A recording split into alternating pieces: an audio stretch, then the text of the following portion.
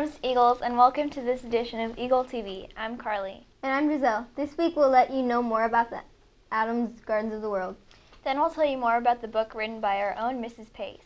After that, this year's 6th graders will tell us what they think of middle school. All this and more after this commercial message.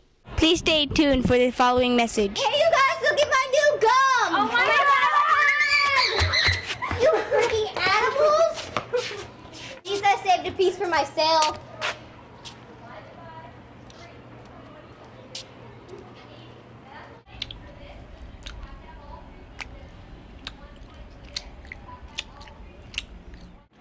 This gum wastes out really fast.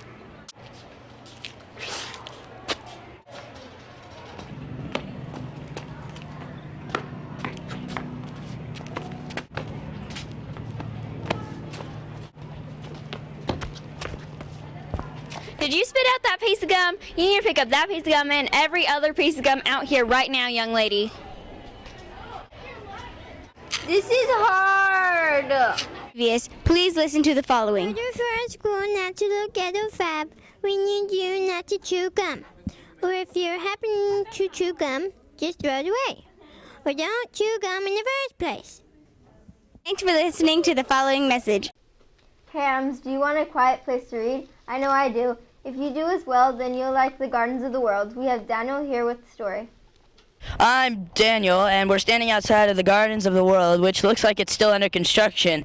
Mr. O'Kane and some of the Boy Scouts helped create it. One Boy Scout in particular, though, Marco. Cost about $5,000 that was donated from Lowe's.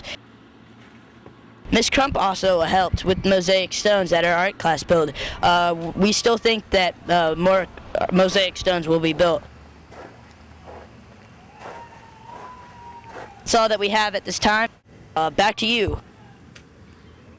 I can't wait to go try that place out once it's finished. Speaking of reading, have you heard anything lately? Our very own Miss Pace's new book, Bear Speaks. The book was released October 1st. We sent Jordan out to ask Miss Pace about the book. Hi, I'm Jordan, and we're about to interview Miss Pace on her new book, Bear Speak. My book is about a woman who goes out into the woods to find herself. She's not feeling very good about herself, and she's not sure about what she wants to do with her life. And she ends up getting guidance from a grizzly bear. And so the bear actually talks with her telepathically and gives her kind of life lessons. It's actually an adult spiritual book, so it's not really for kids. But I had camped 3 summers alone out in the woods, and when I was camping, there was a bear that kept getting into my trash and kept getting into my food. And I was really afraid that at one point, the bear swiped through my tent to get to some coconut sunscreen. And so I was really afraid that the bear was going to come after me. And every night when I'd go out there to sleep, I was afraid of the bear. And then one night, a friend of mine, I said, I'm going back to my tent, but I'm afraid of this bear. And he said, grr. And that made me think, wow, what if I put the bear into a story and made a woman who was afraid of camping have to interact with a bear? What made me choose my pen name? Oh, that's my maiden name, is Laura Carpini. So I'm from an Italian background, and I wanted to stick with my Italian name because I gave a tribute in the book to my grandmother. Will you have to leave school again? Right now I'm pretty much balancing both. We did a radio show today right from the school, and the book signings, so far things haven't really interfered too much. I may take a couple days off to go to book signings around the country. I've got one in El Paso and one in Sedona coming up. But in general, I think I can probably balance it so we can do the teaching and the writing. So are you excited about this book tour? I'm very excited about it. On Wednesday, we were at Pages in Manhattan Beach, and it was lots of fun, and lots of people came out, and you get to interact with a lot of people. And yeah, it seems like it's going to be pretty fun. All right. Thank you. You're welcome. So you've heard about Miss Pace's new book. It's available at your local library or bookstore. I'm Jordan, signing off for ETV. Back to the studio. Her book should be available in your local bookstore. 6th grade year is always hard. The transition between elementary and middle school takes time to get used to. We asked some 6th graders how they're enjoying middle school. Well, I'm Nick, reporting in for Eagle TV. I'm about to interview a few 6th graders how they enjoy middle school so far. And how do you enjoy middle school so far? It's so much better than elementary school. The kids are much more nicer. I'm making more friends than usual. And And the boys, and I used to have a problem with boys because they were mean to me, but the boys here are just funny and nice. I really like it because we get to switch classes and we get to have a little bit more freedom than we did in elementary school. Well, it's fun because I like to go see different teachers. I just like it because it was better than 5th grade and you get more teachers. And like you don't see the same teacher every single day. You see new ones. Well, I like that you switch classes and it's not just you go the same thing every day. You have like different teachers and it's a lot of activities to do. And what do you like about the school lunches?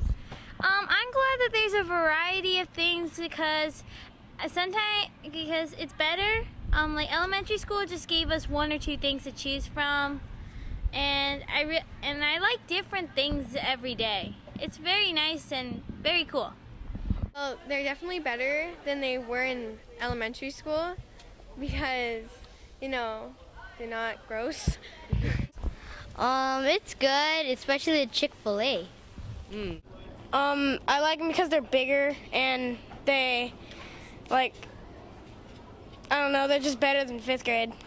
For me, the line is very long and the line's really long. Sometimes they run out of lunch. So.